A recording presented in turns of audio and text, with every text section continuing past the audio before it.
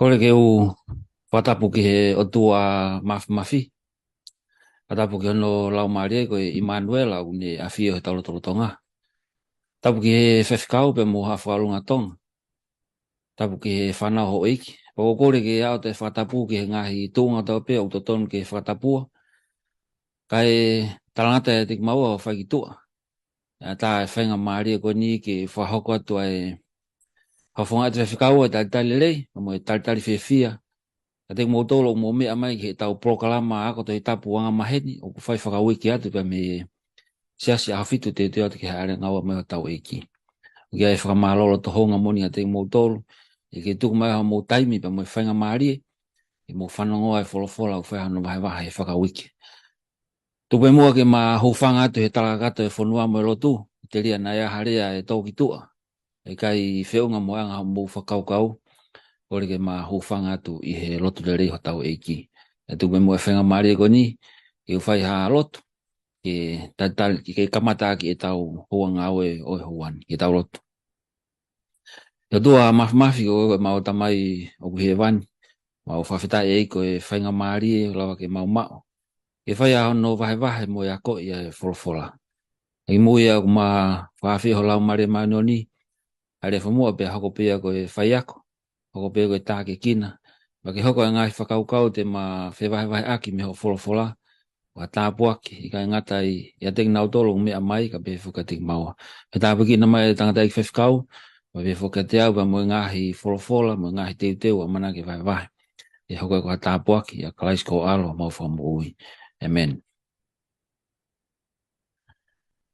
Koe tani whoki o ku talanoa ai ako wholofola e kua tani ki he kaweinga whakalukufua upe he koe popoaki whakamamana lahi e tolu. Pea koe ulu e whakaukau e ako wholofola uke ni upe he, koe ngahi ka whakaosi a setane. Satan Final Deceptions. Pea koe veste fito o e ako wholofola uke ni uto me te hoka sione wahai hong fulu maafitu, pea moe vesi tafitu upe no whakarea. Whakatāpui aki nau tolu i ho mooni, ko ho wholofola koe moonia. Koe lotu ni a sisu ki he tamai, ki he ne kauakonga. Pea koe lotu peni a sisu ki a koe pea mau i he ahoni koe ne kau apostol. O i kai hato e mooni kehe ia i he mamani koe ni. Wholofola pe taha. O koe ke ha mooni i ha tangata, o ke ha mooni i he whewhikau, o ke ha mooni i he sias. Koe mooni i taha pe koe wholofola. Pea koe lotu i a sisu ki he ne tamai, ke whakatāpui aki nau tolu e ne kauako. Ka koe lotu ki a ki tau tole a honi ke whakatāpui ta tole ne moni, koe wholofola koe moni bea. Oku iai e talanoa mooni e ni o mai ke kamata ke whakaukau a ko wholofola o uke koe ni. Koe mea na e hoko i Chicago. Tala mai koe pongpongi whakaofo ofa ni i September i Chicago. Hopo hake la a i he funga no vai koe Michigan. Pea ku wanga maheni he pongpongi ku PC koe ongo hala lalahi ni i Chicago koe hala Kennedy pea mui hala Eisenhower. Pea lere ake kakai he pongpongi ke o ke ngā ue whanau ke he ako. Pea lolo tonga e whemo e kina koe ni o pongpongi. Peak hour koe pongpongi. Ku ongo mai e ongo whakaloloma moni. Ne whakalele loto pea whakamamahi ke kakai o Chicago. Tala mai ku kamata ke puke ai kakai, pea ku osi mate ani i toko lahi. Pea na hiri mea koe palopalema koe ni, na e ni ihi na e fui akau na iloa koe Tylenol. Na e folohe ni ihi koe ni e fui akau, pea puke ani ihi, pea mate ani ihi. Pea taimi koe na e ave fui akau koe ni ke te whaihano CVE. Na e whakapapau i pea me iai, na e fio ai fui akau i koe ni pea moe whenga kemi kare kona whakamate koe potassium cyanide. Na i kai hato e warning ia ki kakai, o ku ihe foi akau ko ni e whahinga kemikare tā mate ko ni. Pe be he whato tolo, o ki he ahoni, te beke i loe poko haina ni hanga whai ngā pango ko ni. Ka koe ako wholofola koe o weekend ni i ka ngā whanonga, o ku ta monu ia taua. O ku whakatokanga mai e tohi koe a whakahape mo e wholofola, ke oua te tau inu a inu whakamate ko i loa koe waine koe a Papilon. He kuia he ngahi toka hateline, mo ngahi ako naki hala, mo ngahi ako naki ukai totonu. Ka kono whakatau mo apu ko iku anga ko tāke kina peke mate. Ka neongo ia.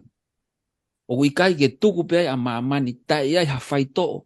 Pe ukai ke tuku ai pe ka kai mamani ta ia ha mea malu. Pe tuku ai pe na to ta ia ha whakatokanga. Ke whakawhepaki ia ke kona whakalau maare koni. Ka koe pōpō aki o angelo e tolu. Mo mea be kai nga mwhawhikau ka pau tau whono ngati a hala o kiai ha whakatamaki o hoko mei mua po ka whainga me au tū mai saini au tala mai danger ahead, slow down. Pau tau ilo lewa ngai whakatoka ko ia ki tau mamari he kiai e whainga taa po ka whakatu tamaki hoko mua. I he ako anga koe weekendi te ma whakaloloto atu pa mo e whakakaukau ki he kā koe ni po koe waini koe ni o Papiloni e une hanga whakainua ki a mamani. Ka kuia pe palani a sisu. Pea mo ne folofola ke whakamo ui ki tau tolu. Mea ki nau tolu, pea mo e mate ko ni o amanaki nau hanga o mai. Pea ne pe whewhekau te ta hoko atu ki he aha ulaki ko ia o e tala noa ko e folofola wike ni. Aku pehe ulu e aho santei. Ko e hala o ku mata to tonu ki he mata o e tangata. Ke whewhekau kataki ange ka ke ia hao lave mai ki he whakatokanga a sisu ki he ngahi aho whakaoskon koe o ku tau mo uia ange koe kuonga koe. Malopito e le tā pea ke uwhanga pe mua ngai tala whaitako toa pe ko tau taku atu pea me he pāngani. Rā mō koe whainga maari e koe ni ke u lawe atu ke he whakakaukau ko whakotuu. Ke whai kia tala noa i he polokalama ako wholofola koe o he aho ni. Ko mahu inga ia he whakakaukau na ke whakotuu mai ai i kai ke i loi a o ki he aho ni. Pe koe hae mea na e hoko e whainga whakoutua ko ia, ko haina ne whai e whainga ngau e panga ko ia. Koe whakakaukau o mai koe he whehu i uruaki koe o e aho koe ni. Ko hono whakamo o ni i eni o e mea koe nā kulawe ai he vesi lau loto koe e wike kuosi. Ki he whiri, mo e ui, mo e whai totonu. Te u kou loto pe ke ulau pe ngai vesi, te me he wholofola. Ke tau whanongo ke whakatokanga a sisu. Koe whakatokanga koe ne a sisu, koe ni koe whakatokanga mamafu mo oni. Pea o kou loto au ia e le tā ke whakaho ata tu pe koe whakatokanga ni ki he kaui, whiri, mo e whai totonu. Ai ko si, ko fuoloa tau mai e tau whai tau tolu e lotu. Ko fuoloa tau mai e tau kaua tau tolu ke ngahi ngau e koe o lotu whakakaristiane. Peko si tonu ke whiunga anoa pe ia i he keres ai o tua ke tau hanga mahinoi hono whiri ki tau tolu mono ui ki tau tolu pe ke tau whakawhianga he whai totonu. Ka koe tuunga u tau mo uia i e taimini. Tau hiki me wiki kosi me confusion, me mo veu, puputu, tau hau ne taimini, ki he whaunga whakaosi o ku ngau e ke setane ke kaka i ki tau tolu. Ki whanonga ke he lau a maake, ko speri na tohe maake wahe taha tolu mo vesi wawa. Pe e whehia ne ki nai a ki moutolu i he kakai furipe, ko uhi ko hoku wafa. Ka koia e kātaki o au ki he iku anga, koia ia e moui. Sio ki he whiri, hui, pea mo whai totonu. Ta koe kamata ne whakatonga, tala mai, o mahino ka te au ia, pe ko hono whakaofo o wha, o ikai ke whakalongo, ke hoko whakatupa ke mai pika te ki tau tolu whakakaukau. E whehi ane ki nai ki mou tolu, a e whiri i ui mo e whai totonu. He ka kai furipe. Ka koe mea ni ke tau hanga whakatoka ngai. Oua na whai ange ko kaka i ki tau tolu, hono ngahi mamahi, mo hono ngahi whai ngata. He ku palo mesi mai e o tua he kōsperi, ka kouia e kātaki, tene mau e kuna. Koe tohi whuka māti wai ua whāko tohi i loa ia. In fact, o kou lere e ku reo pongpongi he pongpong ko toape, i he weekendi. Ko hono i loa he kune, o mai e whakatokanga, pe whakamooni i o ku tau mo uia he kuonga whakaosi. Ai whakatokanga no tala mai koe he kōspere koe a sisu tau whanonge. Te ulawa ta mati ua wha vesto ta. Pea e whekau ia ne kau angelo, mo i mea rea re o lahi, pea te nau tāna ki whakataha e ne kakai kua whiri me i hono wheitu ulangi e wha. Pea me he ngata anga e taha o he langi, o wao ki ngata anga e taha. Sai, ka paurewa te tau kātaki, a hono whehi ane ki nai ki tau tolu. O hange nia haki condition ko whakatau mea lere, hange haki condition. Tene whekau e ne angelo ke tānaki a e ne kakai kuone whiri. Kai whakapapau ia e tau kātaki. E whakapapau hono ui mo e tau kau hono whiri i e tau kātaki o ke kua. Pe neongo e whastanonu mai ngai whai ngata a. Neongo e whepare kina ki tau tolu e aho kotoa pe he whiri pe mo e te wolo. Taramai, e tānaki whakataha ki tau tolu me wheitu ulangi e wha. I whaasa ke whakaukau e waki konga e aho koe ni e re tā. Ai toha whakahawa e tawa mo vesiwa. Pea na iri ki tua e fu ngata lahi, ai ngata motu a koi a kui ko te wolo mo se tane. Ai aku ne kaka ia mamani kotoa pe. Na iri ki tua ki e whonua, pea na iri ki tua moia e ne kau angelo. Mahu inga o pito ki e te au ke whakapapau i.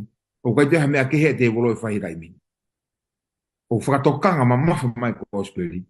Whakatokanga ma sione pia mehe motu ko pāti mosi. Ko mea pia te wolo whahirai mini hiri no ri ki tua. Ko kaka e kakai whiria e o tua. Kaka e kakai whiria e o tua. Eri tā ko whakotua te whakakaukau ko ni ke tala noa mai angia e. Tala noa mai ke whakatokanga ai tangata poto. O ku whai ka tau tolu mihere soni ko e weekend. Malo pito.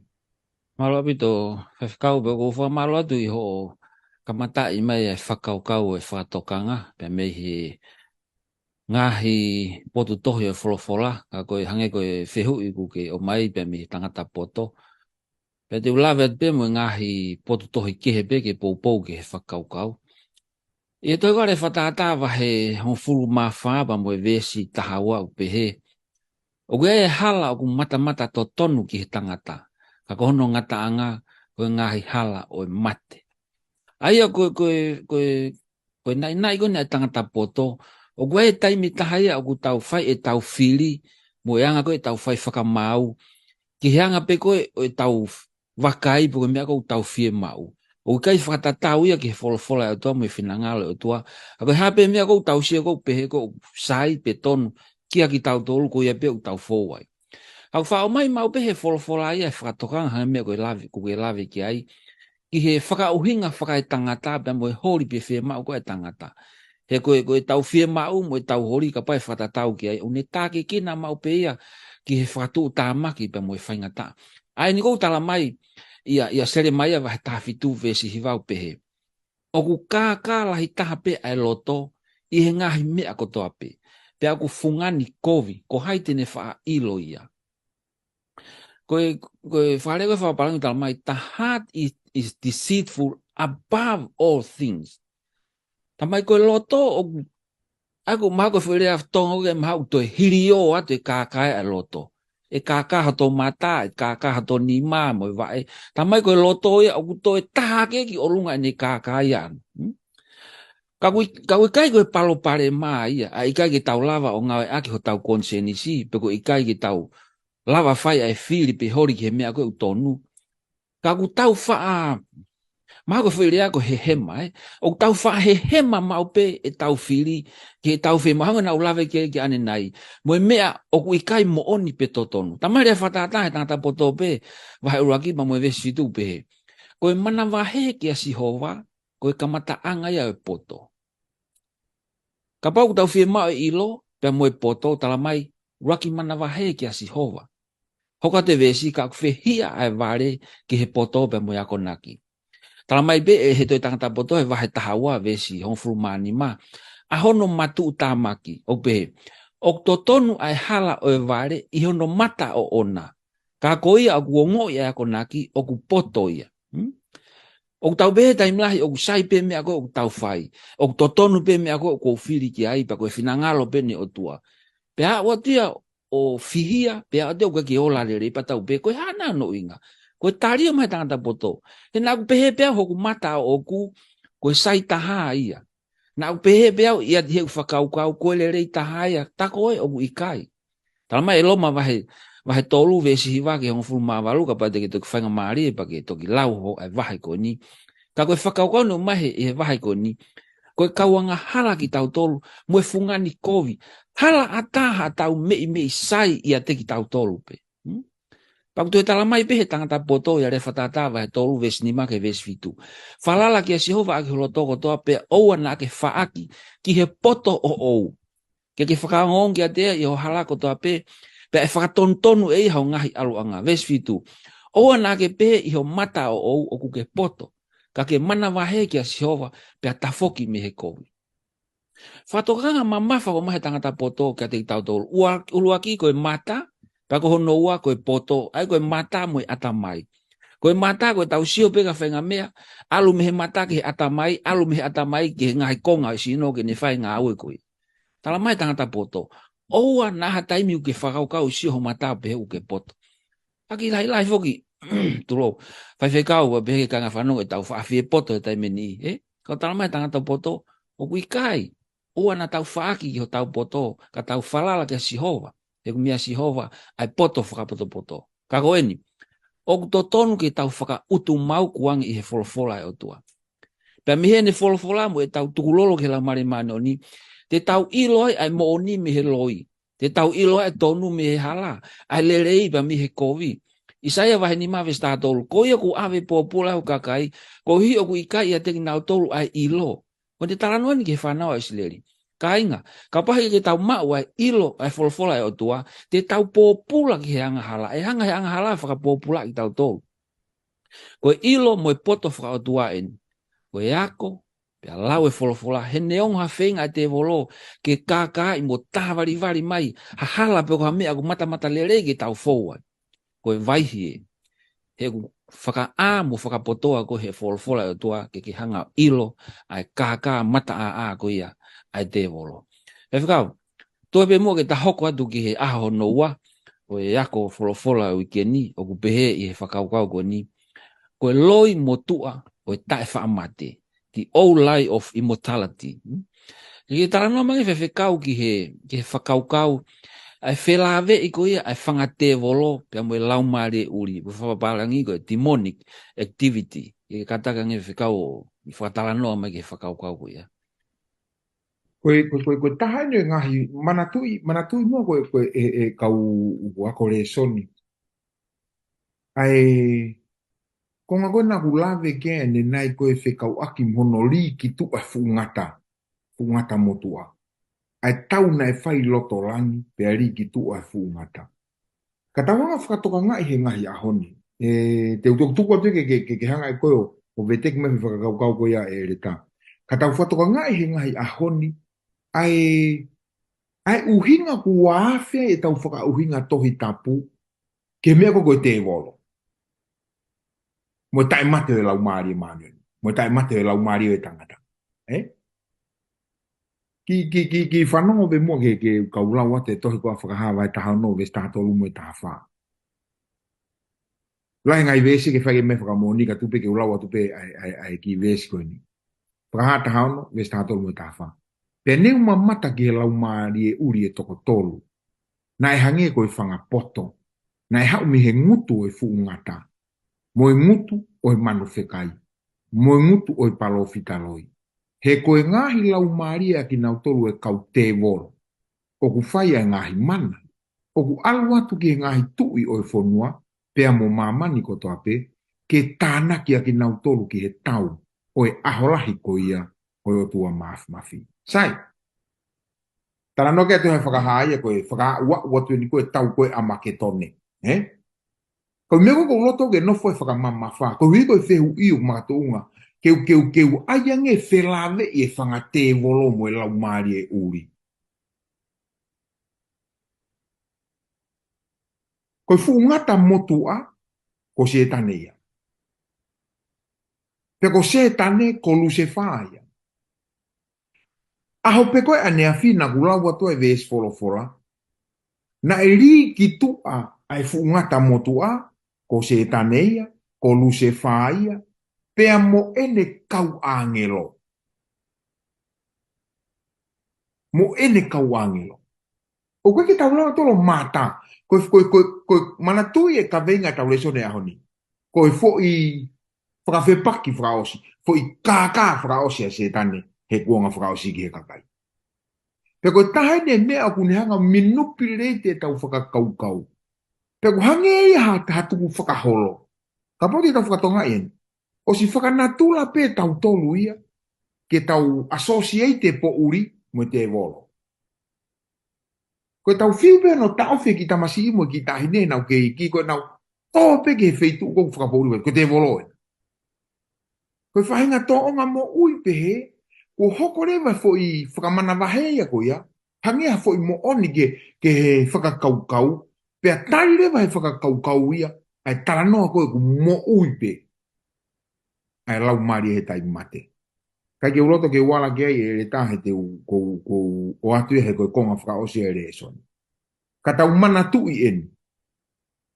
Ko hono whelave i koe o e lau mari e uri mo e whangate e wolo, pe koe demonic activity, koe satanic power, koe whahinga malohi peia o e te wolo, o kune whakawarea akte atamai e tangata ke oua tau te whito ka tau tolu kone o kuhui whiri mo whai totono.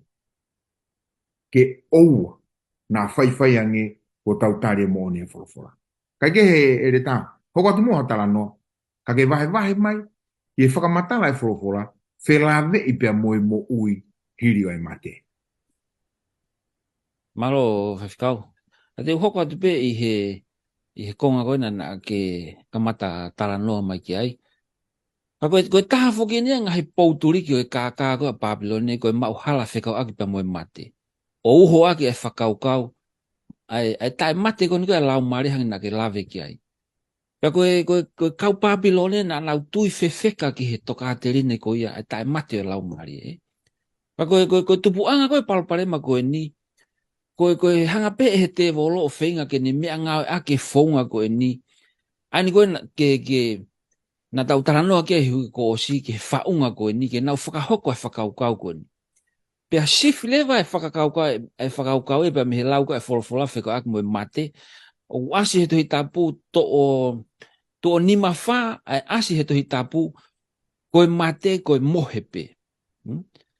Ka hanga rewa e nau tolu ia o substitute ia pe e nau toka terina pe a nau tolu. O tuko e wholawhola ki he tawhaaki, kai tala pe ia, koe lau maari e ukai mate ia, o mate sino ka ukei mo ui pe a lau maari e.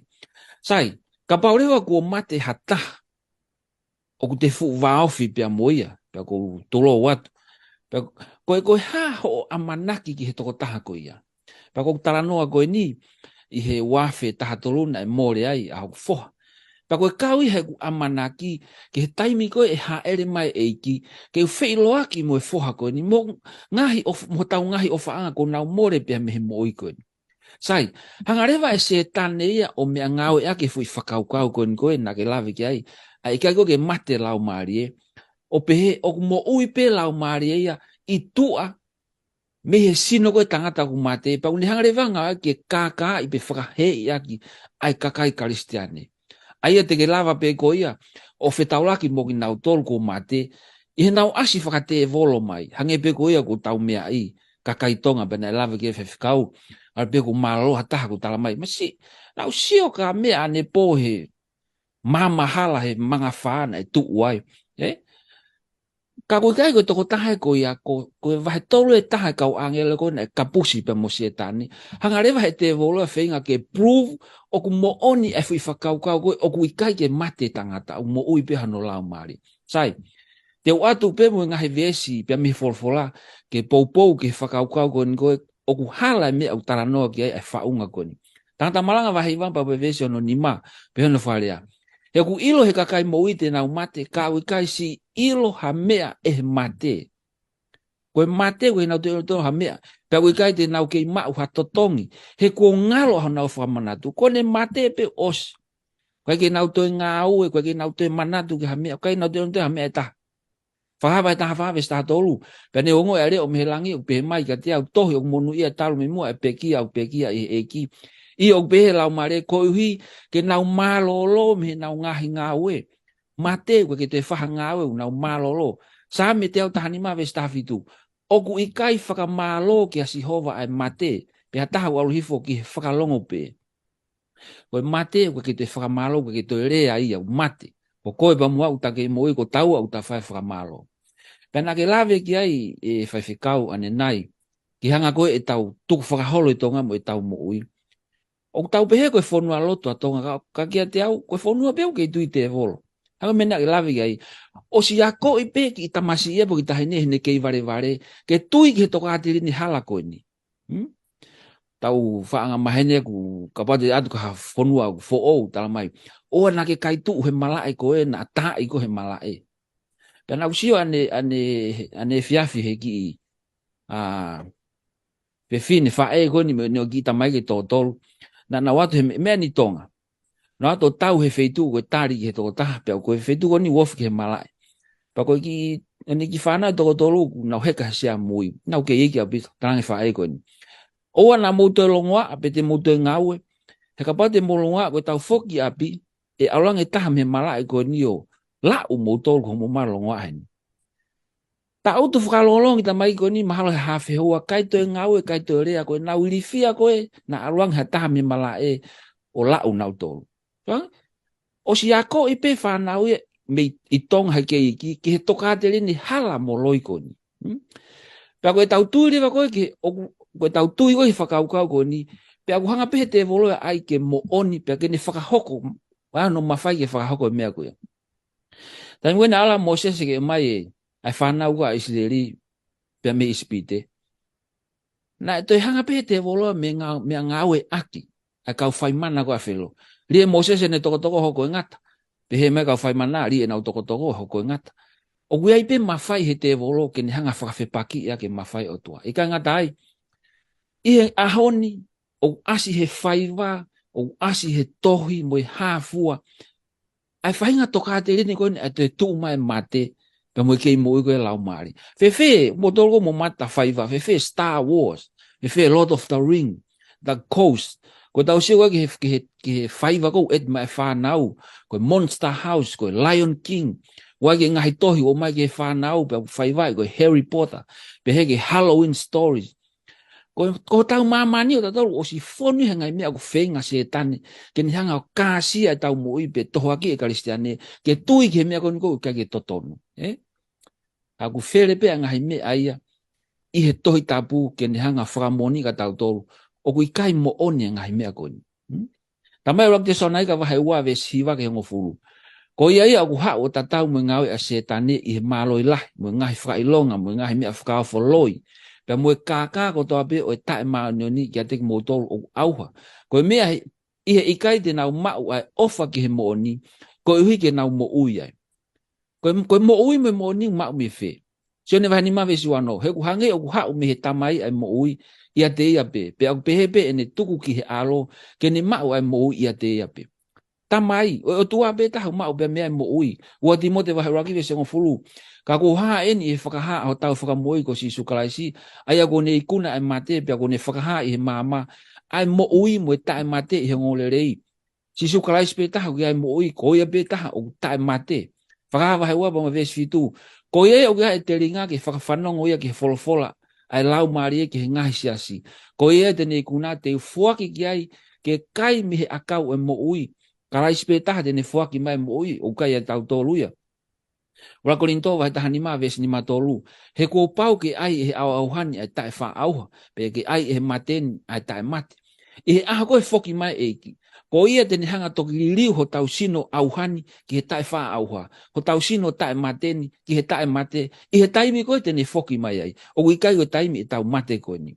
Rakti mo te vahe ono ve stahani mo tahano pe. Aia tene whakaha i hono kuonga o nā koe eiki monu ia mo taha pe. Koe tui he ngai tui mo eiki he ngai eiki. Aia o kuiai toko taha pe ai tae wha mate. Kainga. Ko kalaisi pe taha o kuiai ai tae wha mate. Koe o tua pe taha. O kai te hata hai. Te whao se atoa ki whewhikau ate hoka siope wahe wanima ve pamoe wahe tahanima wanima ke hua fitu pe siope. He kua ilo oku mo ui a hoku hui pe ai tu ui i mamani he aho whakamui. Pe ka osi hoku kiri pe a maumau hoku sino ka te mamata i hoku kakano ki o tua. Ka inga, whakamahino mai siope. Koe aho koe haere mai eiki e mamata ki he o tua i he physical body. Te mamata ki hoku o tua i he kako. Kai tamai siope e mamata hoku lau maare ki o tua tamai siope. E mamata hoku kakano ki he o tua. Aia te mamata ki ai maaku pea e wakai ki ai a hoku mata. Pe i kai hataha ke he neo ngai au a hoku ngahi kupu sino ia te au. Wha mahino mai siope. Koe aha koe haere mai eiki e toi tuu ai tangata o mamata ki he o tua ake hono mata pea moe sino kuoriliu i he ke moe mata. Te whao si au pito whaiwhikau rau te sonega vai whawe staha no. Tara mai, ko hui au rifo eki me rangi e mawawa mo reo a ngelo lahi. Mo mea rea ai o tua. Ko e pekia ia kalaisi e tomu atu. Sai, ka pau mate tangata e ahon pia riri. Pia mo ui peo no lau mari nao alo toi. E fe he kai, ko e aha koe haere mai eki. O ku kake tonu ke toi whemau ke toi tuu e kau mate. He ko si alo peo nao lau mari nao tole kilangi. Kau tala mai koe aha koe haere mai eki. Nau tolu na e pekia e kalaisi e tomu atu. Pea ko tau tolu koe mo ui mo toe, e to'o whakataha ki tau tolu, ke tau kau whakataha pia mo iki he langi.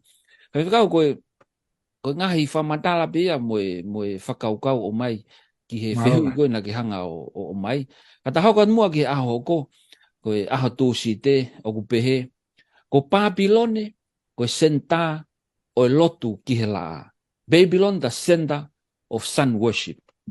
Kia ke whamatala mai ange, ki he lawe ai palofita, whelawe i pia mo lotu kon koe ki he laa.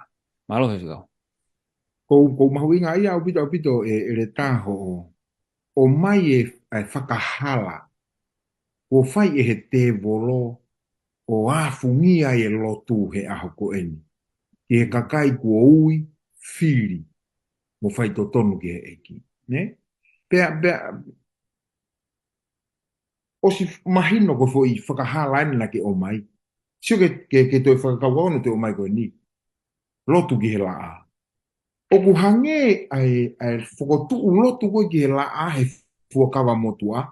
Ko ha whehanga hangai pe ia o e lotu koe ki he otua. Hange o ku whakotu e he whaahinga e tangata e laa, ko ha otua mo ia. Ke whai ki ai e koe nau tafoki pe me he otua, koe laa e mea unau hanga ki ai. Pe hange o ku waafe mai ai pe whanonga hala whanonga historia o tau mamani. Koe otua laa, po isipite foke ngahi pure anga hau o e kimua.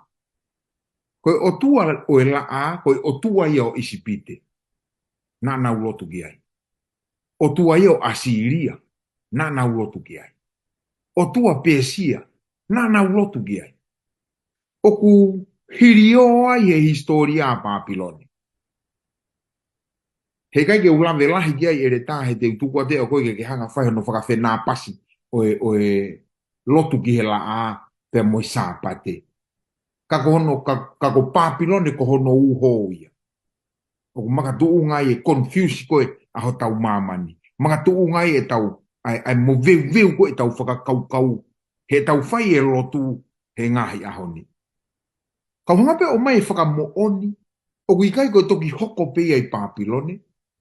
Kana e hau hu pehe pe ai filia ai tangata koe uhi koe fu ngata motu a koe te mo. Koe rekotu o mai tohea iskeri, koe ki mui a Daniela. Iskeri wahe walu vesta hauno.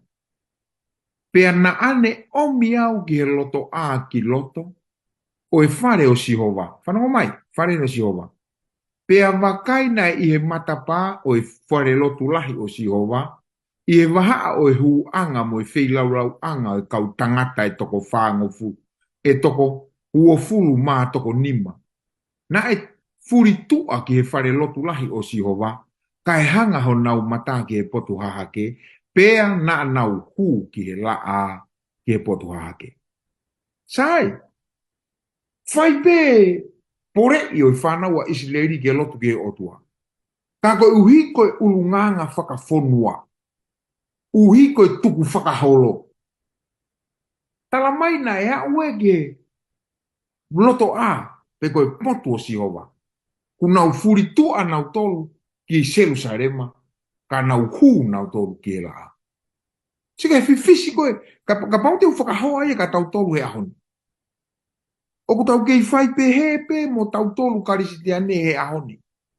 Pea mahalo pe ere tau ka ge nesese wia koe tau furi tua ke o tua lotu ke he laa. Ka ku iai mo e whanga ki o tua. Ko mahu inga nge ke tau tolu. I he o tua e whakatupu. O iai mo e whainga mea ia, o ku whakatatau ia ke whainga, ke tala no, tuku whakaholo koe, tuku whakaholo whainga tangata. Ke ai ke toi o tua mo e la ai. Tu e mo ke utoe lau e tohi a ua ngahi tu i. Ngo sa epe ke ula watu, pe au toki whehu ia lewa whakakau koe ke whakawhena pase, ai ngahi vesi ko ula watu. Ua ngahi tu i wahe ua tolu, vesi nima mo i vesi tātaha. Pena ane whakangata ai kau taula te volo, aia na e whakanofo e ngahi tu i o siuta. Ke tutu ai mea namu kakala i ngahi potu maolunga, i ngahi kolo o siuta. Pe i ngahi potu na i takatakai ki Jerusalema, aki nau tolu foki na i tutu ai mea namu kakala ki a peari. Moe la a, pe ki he mahina, pe ki he ngahi fetu u, pe ki he nau kotoa pe o elangi. Vestada. Pe na ane ave whanga hosi aia nai whaki e ngai tui o siuta ki he la a.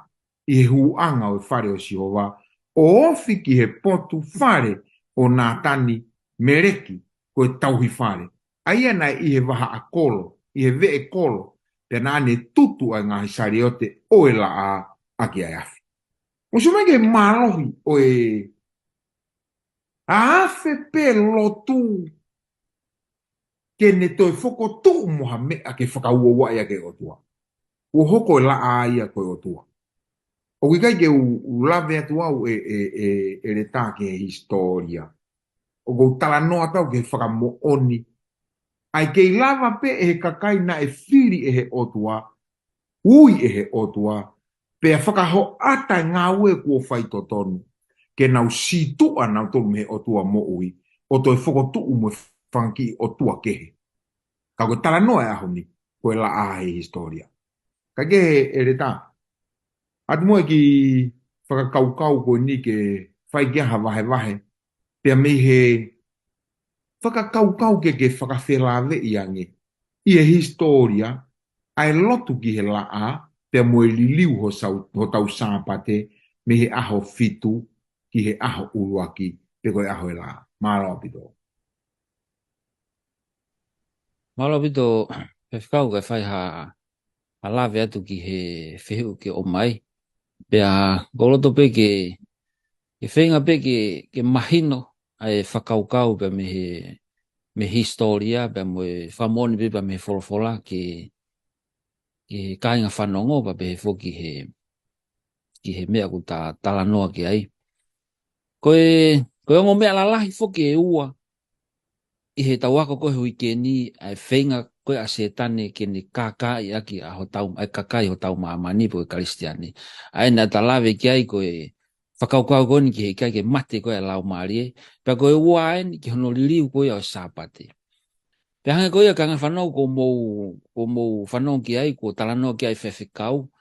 Koe ai lotu koe ki he laa, au ki kai ko ha mea fo o ia. Na e common au pito ia he lotu ki he laa, i he kuonga ki mua, ane an talanoa ki he tohe a ua ngahi tu i wahani ma. Pea mo e vesi koe hongo fulu mātaha. Koe kau siweni, na nau lotu ki he o tua, ko nau tolu penu ta foke o lotu ki he laa. Pea hanga rewa e he te volo o whenga, ke whakahuhu mai e whakaukau koe ni o lotu ki he laa, ke o mai ki he lotu whakaristiane. Pea koe whehe ui rewa, na e anga whewe. Koe talanoa rewa ni ki historia, ki mua koe he senturi hono wha, na e tangata empola loma i loa ko Constantine, na e tafoki mai a lotu whakaristiane. Pakotai mui na e tafoki mai ai, na e fia kakai karistiane e nausio koe tangata Pagan Roman Empire nia, ko hao ia ki he lotu whakaristiane. Ka koe hao koe koe Constantine, na e fu malohi au pito e ne tui anai mo ne lotu koe ki he laa. Pea ni whakakaukau rewa. Te uhanga o mai a e ku whakaukau mo ku tui koe no lotu ke he laa, o whakahu mai ki he tui lotu whakaristiane fo ogo ni koe kou kau ki ai. Pea kapau te ke mao ha whainga maari e pake alu ki he tohi o iloa koe the history of the decline and fall of the Roman Empire i he tahawaru tau noa pesta haua. Na e tohi he tangata historia iloa koe ko Edward Gibbon ai whakaukau ni upehe. Koe katoa ngai whakamaman lahi o laa, koe whakahino-hino o ku ikai ke more, pea moe malui o Constantine. Pea ihe aho fitu koe o maasi o eiti tolu ataha, ne whakapāsia ia e Constantine, ai fuafua lao koe o Sunday. Pea koe tūtūni na peheni. Ihe aho whakaapa-apai o laa, tu ke malolo ai kau whakamau mo kakai o nofo i he ngahi kolo, pea tāpuni ai ngahi ngau anga kotoa pe. Pea koe whakamatalana ai hoko tu pe ai ngahi lau i tau, hono whakotu e empola, mo tu i tapu, ke whakafou mai ngahi tūtuni, tūtuni ko ni whakapure anga, mo ngahi kosilio a siasi, ke hoko a Sunday, koe aho pe e taha ke whaia ia lotu. Pai he senturi piho no wha konga ki mui, na e whakaai ai he council koe o Redsia, ke whakaapa-apai aho Sunday, aki ke oua e whaia ha ngā ue. Pea ko hono ua, pea ke ta ofi ki nau tolu mi he whakaihi pea mi he ngā ue i he aho Sabate, ai koe aho e ko hono fitu. Na e ave tūtu uni, whakai ai, ke nau whakaapa-apai aho Sunday, o te nau ngā ue ai, kai whekau nau tolu, ke nau ngāue nau tolu, i he aho no fitu, pe koe Sabate. Pea ku kei tauhi pēnia, he lotu whakaristiane e ni i, ai aho o e laa, o hao mai ki aho ni. Ai ni koe o kui, koe Sunday, koe aho o e laa, o kuliri whakapalangi, koe Sunday, ai koe aho e laa. Koe ulaki aho ia uike, o whai ai lotu, ka aku ikai koe aho koe ia hono fitu. E ka inga, pea teke lau e koe mea senesi ki a whakaha, o ku ikai ke asi ha vesi ia e taha, poko momo i rea e taha, ko ririu e aho Sabate me aho no fitu ki he aho uruaki. He kai teke mau ia e koe ai. Pea behe ni, koe nau lotu koe aho uruaki, o hinga he na e toi tu e a sisu, ki nau lau ia ko nau Sabate. Pea behe ni ihi, i he tohe koa sione vahe wanoa ves tahaiwana, e whakataha e ka wako ngā he uruaki aho. Ka koe talanoa e koe ni, na nau whakataha na tō, ka whakataha lotu, koe nau whakataha na tō, na nau mana wahe na tō, ke kakai siu. O te aspiha ngā ue vahe wanoa ves fitu, pehe e luke. Na e whakataha ka wako ngā, koe paki o e mahe uraki aho. Pea pehe ni te nau lotu i he aho uraki o e wike, na e whakataha e ka wako ngā. Sāme vahe tolu hiwa ves tolu whau pehe, e i kai te uri aki e ku fuakawa. Ono whare taha, talama isi hoa, e kai pe te uto e liriu, kai pe to e liriu e ku fuakawa. Pe whakakehe a mea ku aluatu i hoku longutu. Koe mea pe ko ne wholowhola aki mehe kamataanga ko ia pe o wa umaki ahon. Se nesi wahe ua vesi uraki ki he ves tolu. Talanoa ni ki he Sabate i he whakatupu. Maloloi o tua he ahono fitu. Panihanga tāpua ki ia, panihanga whakatāpu ia. Kainga. Teke lotu pe ko i hawhainga aho pe. Pa teke lau pe ko lau hawhainga aho pe ko ho Sabate. Ka koe fo i mea whakalangi e tolu koe na kuhanga lau atu. Ai malolo ai o tua i he aho hono fitu, panihanga tāpua ki, panihanga whakatāpui.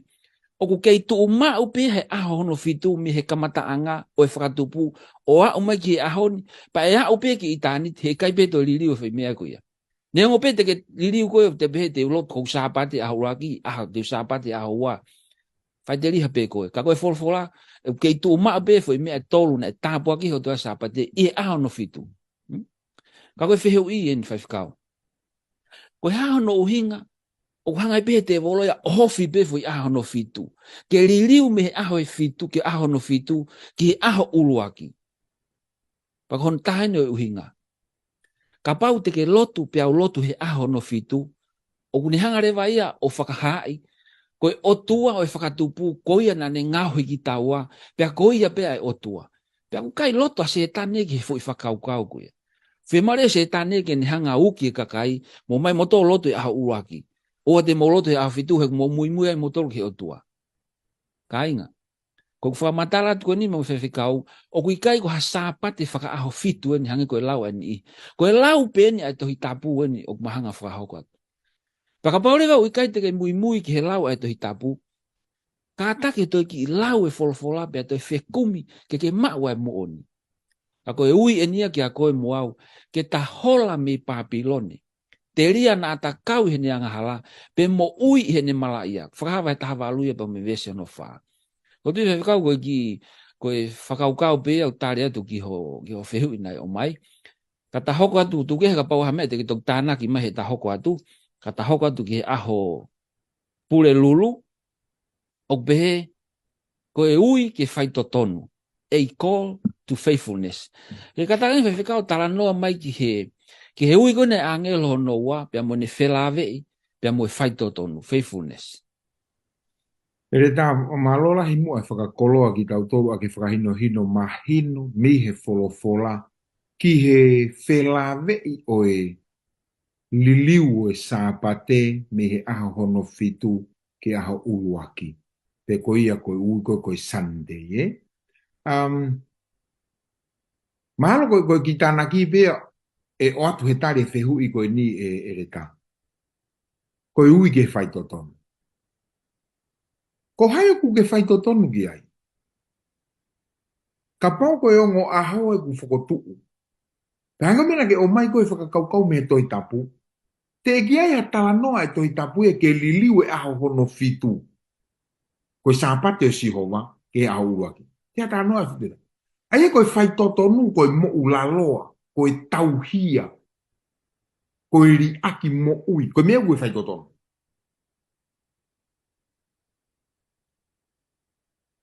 Kou roto me ke ula whakaha, whakataha whawe si wanu. Pea nai mui mui e angelo e toko taha ne pehe, kuo hinga Papilone, kuo hinga ia. Ai kololahi koia koe uhi kuo ne whakainu.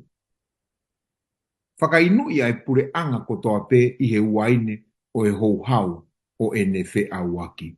Sai. Musike whai totonu. Kuo afungia mamani.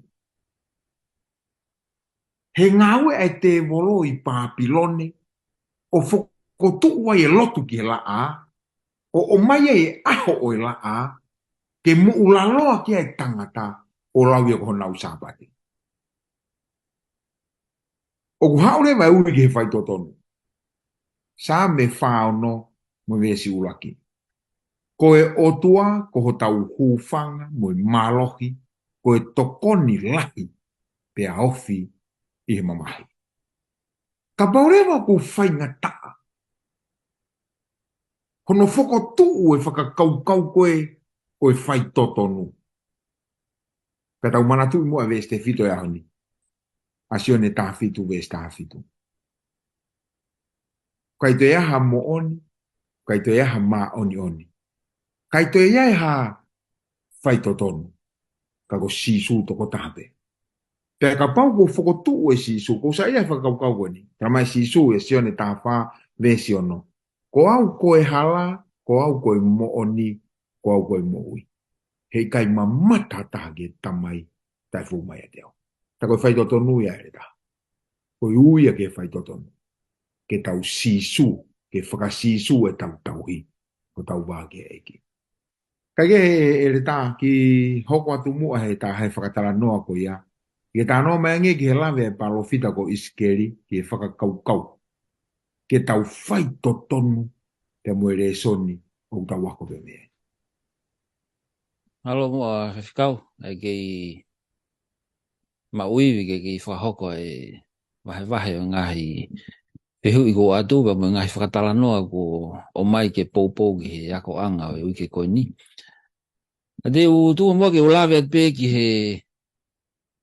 he palofita ko iskeri, ngahi whakaukau ni hanga o mai, pa mo ngahi potu wholofola ke he pe ke poupou pe ki he whakaukau ko me whehu i ko ke hanga o mai.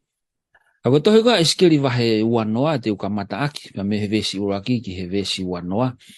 Ka koe iskeri wahe uanoa, o koe talanoa o e wahe uanoa tohi iskeri, ki he historia o yanga hala e whanau a Israeli, pea mo te taranoa pe ki historia e alo ofa e o tua ki he whanau ko a Israeli. Kamata koe wahe, talamai na e hao e kau mātua o Israeli ki he palofita, ke ki whaiha whakawhehu i whekau aki pea mo e o tua. Pea talanga rewa he o tua ki he palofita. Tala ki he whanau a Israeli, te u whai e whakapapau mo ki nau tolu. Talanga o tua.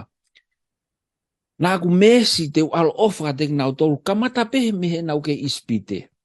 Pea ko whanonga mai ene o au ki he toa wha, e nau talanga taa mo ke nau whai ki he whekau mo e tūtūni, o ko kei alo ofa pehe ki a te ki nau tolu. Pea au me ko ke he vesi taha walu, pea mo ki he vesi wanoa, whai rewa e si ho vaia ai whakakore kore, ki he tau tangata fo koen ko Israeli he toa wha. Ko whanonga mai whoke tau tangata koe mi ispite, pia ko nau marolo, koe nau whanau e un tupu ake, hoka te whanonga. Pia ko si hova ne whai whakakore kore ka te nau toru. Ves taha walu ke vesi wanoa upehe. I kai ngata ne whakakore kore koe ka ki nau toru, ke nau liriu pia mi he toonga mo ui na e whahe nau ngahe tamai ki mua. Kau ne te hanga o anga e whakamanatu ka ti nau toru, ai aho to tonu koe malolo e sapate hange nau taranoa ki anai. Ves taha walu. Kana behe ki he whanau i he toa wha. Oua nā mō mui mui e ngai whekau aho mō ngahi tamai. Pe oua nā whai ki ho nau loto. Pe te mō whakarieri ai aki mō tolu aho nau ngahi tamapua. Ko au ko si hova ko mō o tua. Ewe ewa i he ku ngahi whekau. Pe a tauhi ki ho whinangalo ke whai ki ai. Vesi wanoa. Pe a whakatāpui aho ku ngahi aho tapu. Pe a tuku ia ko whakailonga ki a tek mō tolu mō au. Ko hui ke mō ilo ko au ko si hova. Ko mo o tua. O ku kehe aho nia, he wikai tari he ngahi toka te rine lahi ia, e ni ihi ai wholofola o tua. Talamai tui tapu, manatu ke sapate ke tau he ke maani on, talamai nau toria, forget it, o ki ai pe aho ia ke mau tauhi. Talamai ni ihi ko sapate pia ka kai siu, talamai ni ihi ko sapate pia whakawa mo tua. Pea alu pia mi he loi ki he loi ki he loi.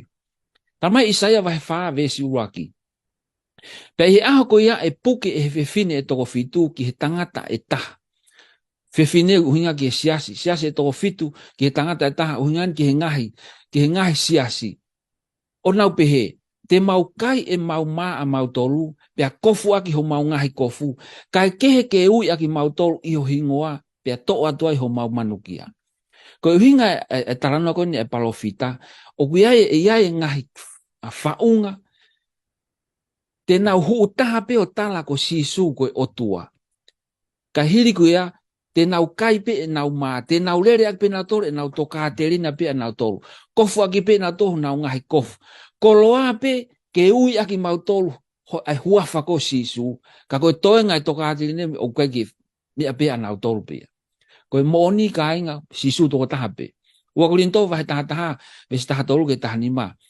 Ka koe kau apostolo loi aki nau tolu, koe kau ngau e whakakaka, o nau whakakehe aki nau tolu. Ki hange koe kau apostolo a kalaisi, pe aku ikai koe mea whakaofo ia, he naa mo setane, o whakakehe foki ia, koe angelo e mama.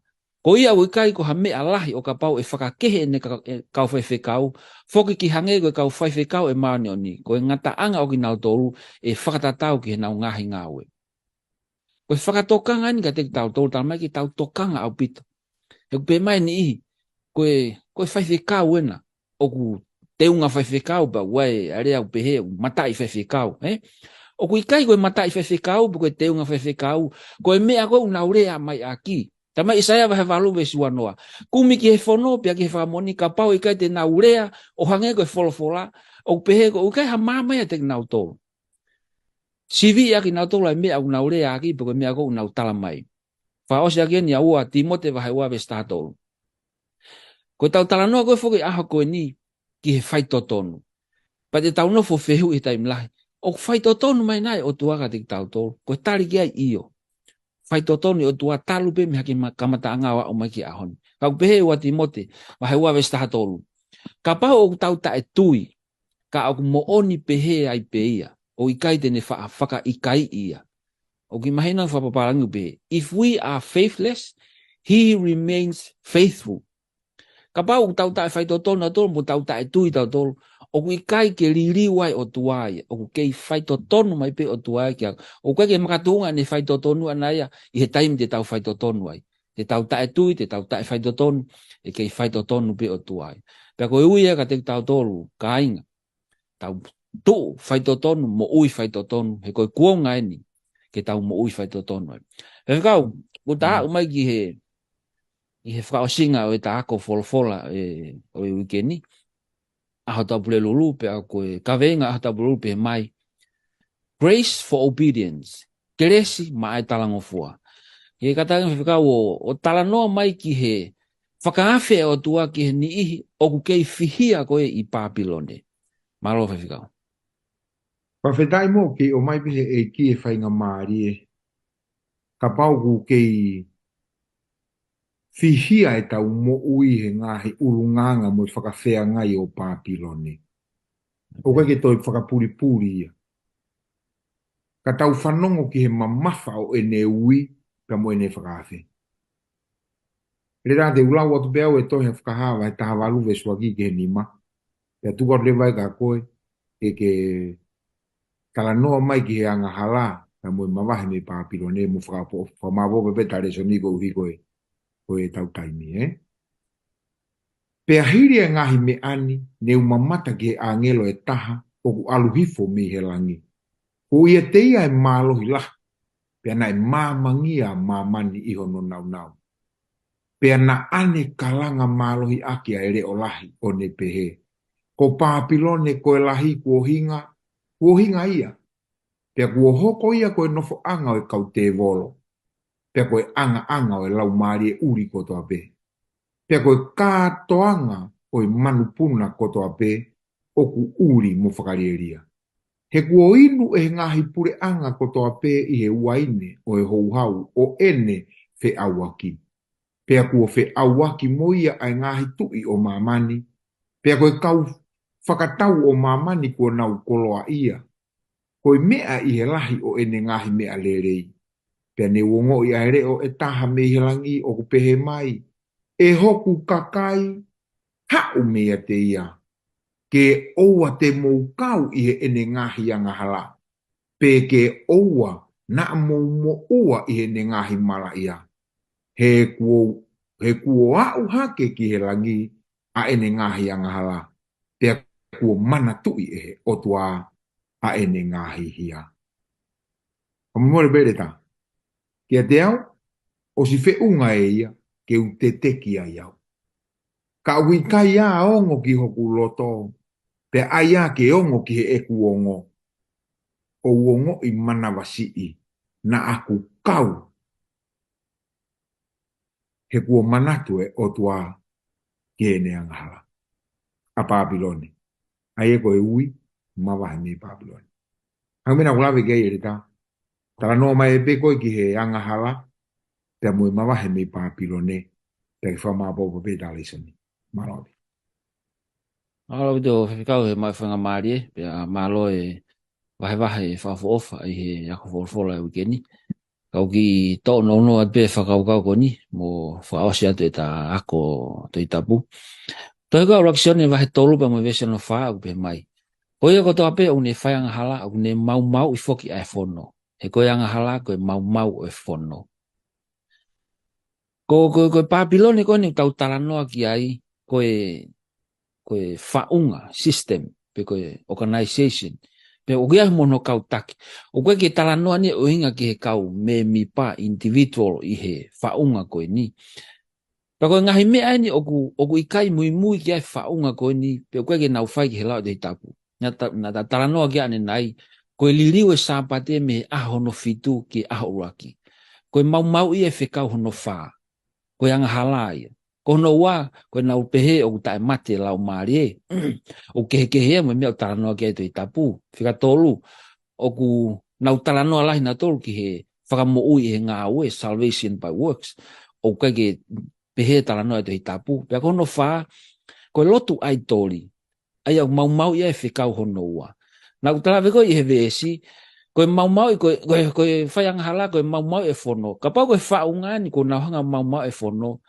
tagu e ko yang hala ko te nau tol pa ko vesi na ke silave mai ia lave a whakahawa he taha walupa me vesi ono wha, ke tau hau pia mi Papilone. Te lia na tau fia hene yang hala, pia mo ne ngahi mala ia.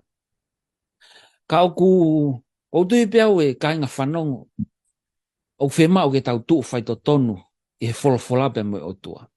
Pia o whemau ke hoko ki tau tolu, ko e kau whakamooni, ke tau hanga toko ni e kakai, ke taki ki tua pia mi Papilone. Ka hanga koe mene lawe ke whewhikao nai, te ria, na aku iai pe ha tau ki Papilone o ku tau kei, whatahalo pepe o tau kei holo pepe a moia. Ka koe ako o ike ni o mahu inga o pito, ke tau mawahe pia me he tonga mo uiko ia. Peka pareu tau tuu whai tonu, tau toko ni e ni ike he, ke nau mawahe pia me i Papilone. Pa te wha mapopa pe whewhikau ai whakakau koe ni, na ulawe peke ane nai ke he kainga whanongo. Ka taki whamore, o ikai ko toka haterine whaka aho fituen. Ko e whakakore nei o tua whakafou mai pehe ne wholfola ki he kakai ko toa peo mamani ke tau hola mi Papilone. Amen.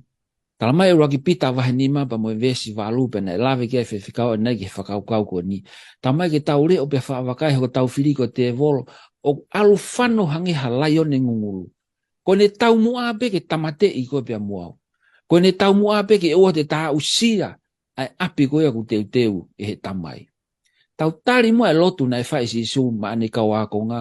Aia ko ne lotu ma au pia muau e vesi. Te whito i ke ni. Ke whakatāpui tau tolo he ne mooni. Ko ne wholofola koe moonia. Pia ka haurewa te volo ke kākā i koe. Tari hange koe tari a si su. He taimina ahi ea setane toa wha. Setane alu ki mui he kua tohi. Koe wholofola ko ia pe ai mooni. Koe wholofola ka inga ko ia pe ho tau maluanga. Koe wholofola ko here tā whakatau mata. Ko ia e tūhulu. Pia ko ia e mama ki he tau whanonga koe ni. E whawhikau, ka taki peka ke pai halotu whakaosi ke tāpuni aka e tā ako wholofola o e houa koe ni. Mahalo. O whakakoloa ki mautolu he pore o e wholofola hono ako i lau maari e maani oni. Vai pe tangata e koe kakano. Kai whakaho ata mua hono whakaau e re soni aki ho lau maari e ki a teki nautolu kotoa pe ku whanongo. Pe whakamanatua ki a teki mautolu koe mamani ku mau mo ui ai ko Papilone. Te mohono to onga mo ui mau hola vea me ai. Mau hola be ke a fiona he te mau malu. Te ria na manatu i he a fiona e mau wanga hala. Te mau lave ai he mala ia o Papilone.